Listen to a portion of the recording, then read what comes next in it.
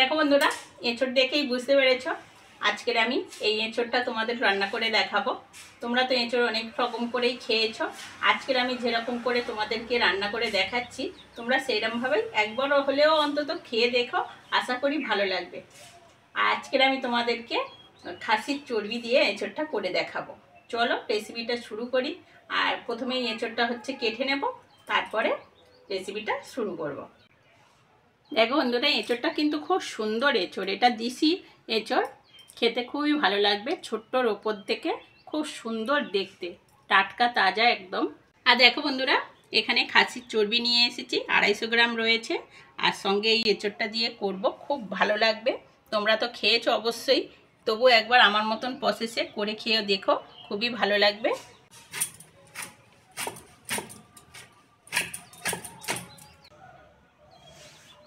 দেখেছো বন্ধুরা, এঁচড়টা দানা খুবই কম, মানে একদম কচি এঁচড়।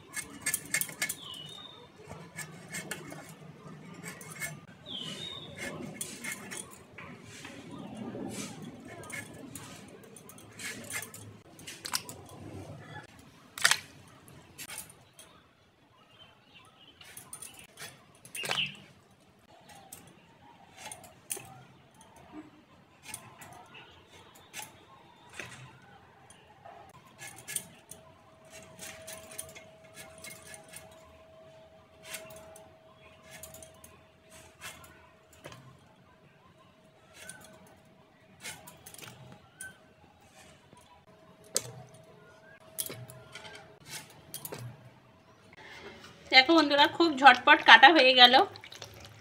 কচি কাঁঠাল হলে খুব সুন্দর কাটে, আর আঠাও কম, তাড়াতাড়ি কাটাও হয়ে যায়। ভালো করে ধুয়ে নিয়ে সিদ্ধ বসিয়ে দেবো। কড়ার মধ্যে জল দিয়ে দেবো।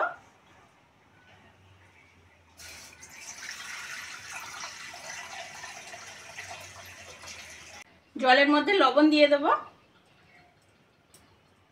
হলুদ, অল্প করে সরষের তেল, কেটে ধুয়ে রাখা এঁচড় দিয়ে দেবো।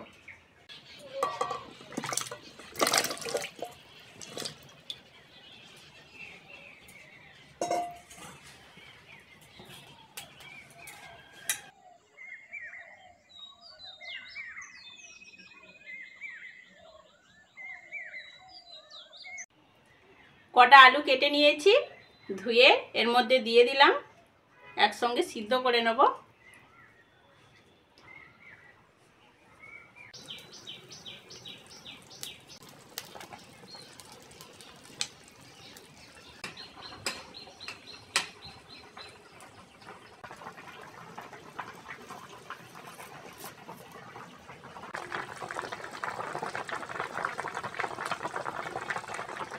আলুগুলো সিদ্ধ হয়ে গেছে, আর এঁচড়টা একটু সিদ্ধ হতে বাকি আছে, সেই জন্য আলুটা তুলে নিচ্ছে। আলুটা না হলে ঘেঁটে যাবে।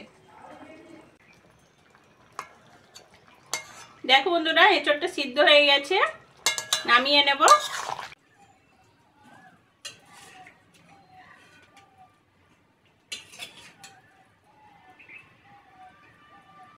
বন্ধুরা, আমি তো খাসি খাই না, তোমরা সবাই জানো।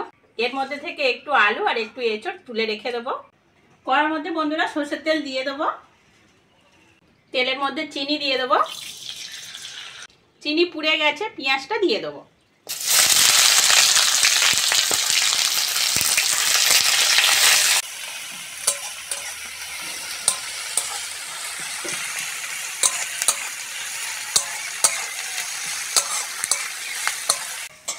পেঁয়াজটা বন্ধুরা ভালো করে ভেজে নিয়েছি।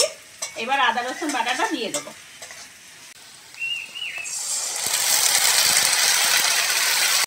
লবণ,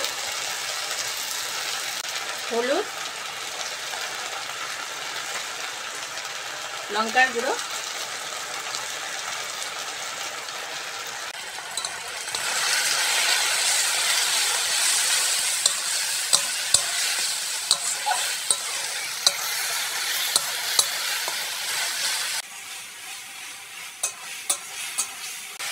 আদা রসুনের কাঁচা গন্ধ চলে গেছে বন্ধুরা। এইবার খাসির চর্বিটা দিয়ে দেবো।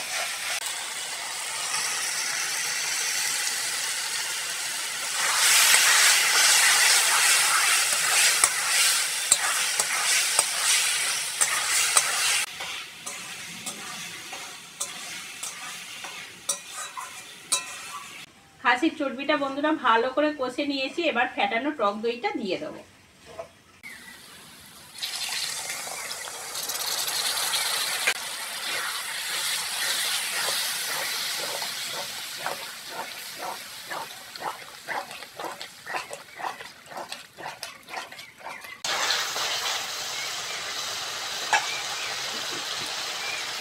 এবার বন্ধুরা টমেটোর পেস্টটা দিয়ে দেবো।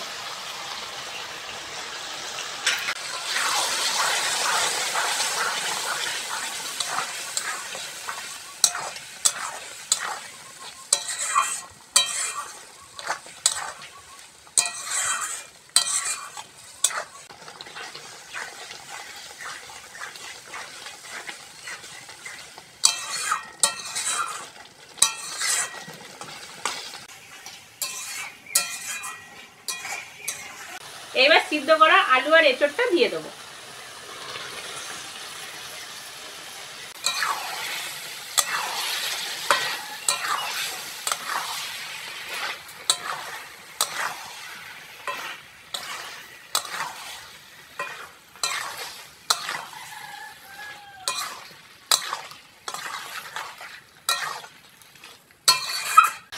বন্ধুরা ভালো করে মাংসের মতন করে কষে নিয়েছি। এবার জল দিয়ে দেবো।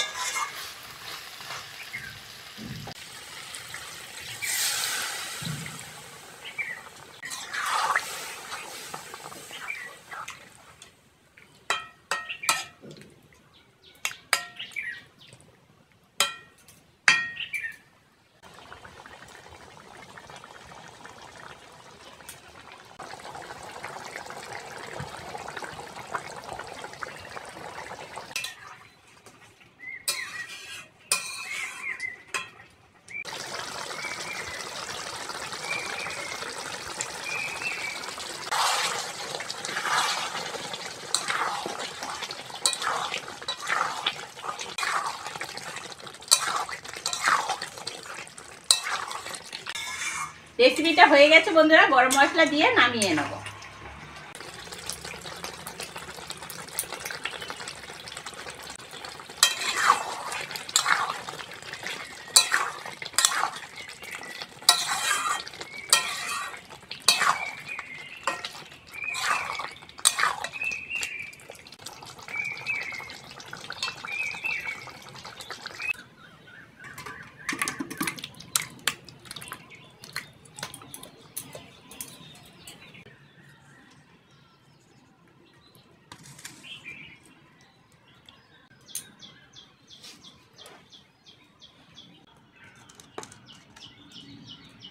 রেসিপিটা কেমন লাগলো কমেন্টে আমাকে জানাবে। আর আজকের আসি, পরের ভিডিওতে আবার দেখা হচ্ছে।